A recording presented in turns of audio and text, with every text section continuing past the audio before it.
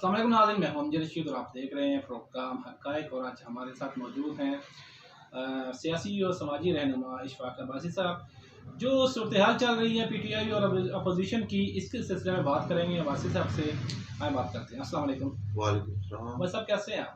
जी अल्लाह पाक का शुक्र। अब्बासी साहब ये बताएं, मुस्लिम लीग नून और PTI के जो जलसे हुए हैं दो, इनमें बताएं कौन कामयाब हुआ कौन नाकाम हुआ है, क्या लगता है आपको?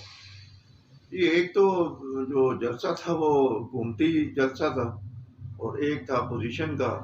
जबकि जो हुकूमती जलसा था PTI का वो ये परेड ग्राउंड में हुआ और उसमें हमने देखा कि उसमें सरकारी वसाइल का बेदरेग इस्तेमाल किया गया, सरकारी लोगों को इस्तेमाल किया गया और जो AC और पटवारी उनको ये कहा गया कि आप बंदे लेके आने हैं। किसी की 300 की ड्यूटी लगी है, किसी की 500 की।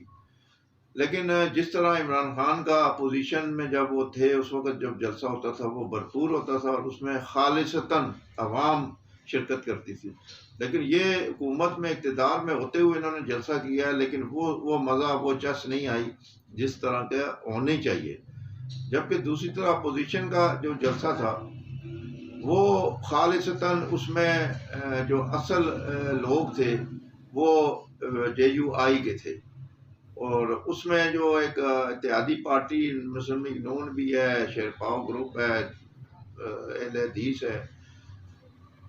असल में जो नून को जो पार्टिसिपेट करना चाहिए था वो नून नहीं कर सकी और उसको करना चाहिए था। लेकिन मैं खुद देखता रहा जलसा, अपोजिशन का जलसा हुआ है उसमें भी मतलब बड़ा समुंदर देखा गया अवाम का। लेकिन अगर देखा जाए तो देखें PTI के जलसे में बहुत ही ज्यादा अवाम थी। नहीं, अवाम मौजूद थी, लेकिन अपोजिशन का जलसा उससे बड़ा था, उसमें कोई शक नहीं है। क्योंकि अपोजिशन तो अपोजिशन होती है ना, हुकूमत हुकूमत है, हुकूमत तो सरकारी वसाइल इस्तेमाल कर रही थी। जबकि मेरा मतलब ये है कि JUI के लोग 2:30 बजे तक बैठे रहे, उनके झंडे नज़र आ रहे थे, उनकी वर्दियाँ नज़र आ रही थी, उनके सर नज़र आ रहे थे। लेकिन मुस्लिम लीग नून के लोग चंद घंटे वहाँ रहकर उसके बाद वो गायब हो गए और कोई वहाँ पर मुस्लिम लीग नून के लोग नज़र नहीं आए। और वो 2:30 बजे तक मैंने अपनी आंखों से देखा है कि वहाँ पर JUI के वर्कर कारकुन वो मौजूद। अच्छा, शाहजेब भुट्टी तो चले गए हैं PO पार्टी में, अब MQM उसका किस तरफ, अपोजिशन की तरफ जाएगी या हुकूमत की तरफ? MQM भी अगर MQM को अगर जाना चाहिए तो अपोजिशन की तरफ जाना चाहिए, क्योंकि वो तो हुकूमत के तो मज़े चख चुकी है ना। 3.5 साल से वो हुकूमत में ही थी और उनके साथ जो वादे बैत किए गए थे इमरान खान ने या PTI ने, तो उन्होंने तो उस पर अमल नहीं किया। तो अब वो वहाँ दोबारा जाके उन्होंने क्या लेना है?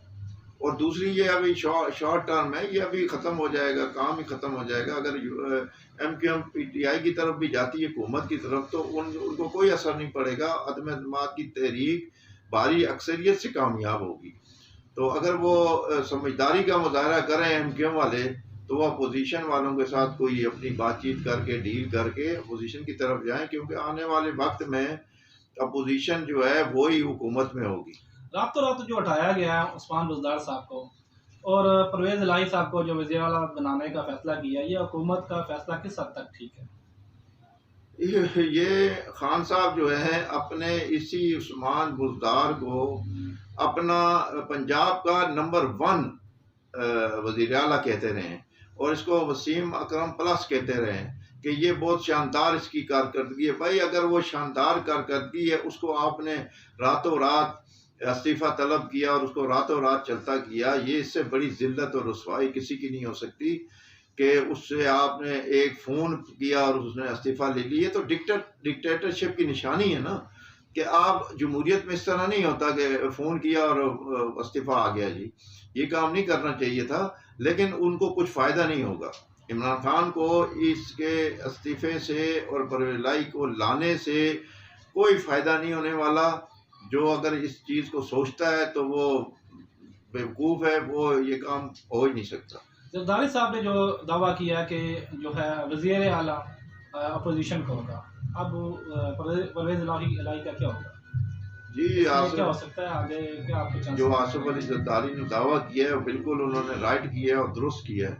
और आसिफ जरदारी ही इस वक्त जो खेल खेला जा रहा है, जो अदम एतमाद का है और वज़ीर आला शिप का है, वो उसमें 80% जो काम है वो जरदारी साहब का है, और जरदारी साहब ही इस पूरी जो गेम है उसके वही खिलाड़ी हैं और वही खेल खेल रहे हैं। और वो दुरुस्त कह रहे हैं कि अपोजिशन के पास नंबर मौजूद है, जबकि परवेज़ इलाही के पास कोई नंबर नहीं है और ना इमरान खान के पास है। इस वक्त सारी जो गेम है वो जरदारी साहब अपोजिशन के पास है और किसी के पास नहीं है। और ये आने वाले वक्त में आपके कहने का मतलब ये है कि जो है वजीर आला जो है ये काफ लीग वाले नहीं बन सकते।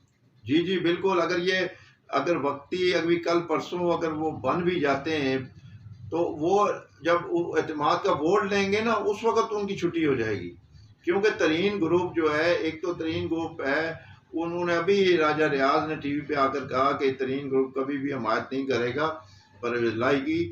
और दूसरी बात यह है कि जो उस्मान बुज़दार को हटाया गया है, जिस रसवाई के साथ हटाया गया है, उनके भी बंदे मौजूद हैं, उसका भी ग्रुप है, उसके भी 10 बंदे तो होंगे, 20 बंदे तो होंगे ना उसके, अभी वो अकेला तो नहीं है, उसके भी बंदे होंगे। और वो भी नाराज़ हैं कि जिस तरह हमारे लीडर को, हमारे उस्मान बुज़दार को हटाया गया है, ये ज़िल्लत और रसवाई की निशानी है। तो वो एक अलहदा एक कहानी बन चुकी है पीटीआई में। ठीक है भाई साहब, शुक्रिया। ये थे हमारे साथ इशफाक अब्बासी साहब, जिनका कहना है कि जो है वज़ीर आला अपोजिशन का होगा। वो इन्होंने सिर्फ उसमें काफ लीग वालों को सिर्फ कुछ अरसे के लिए वज़ीर आला चुना है हुकूमत ने। इसके साथ ही इजाज़त दीजिए। अल्लाह हाफ़िज़।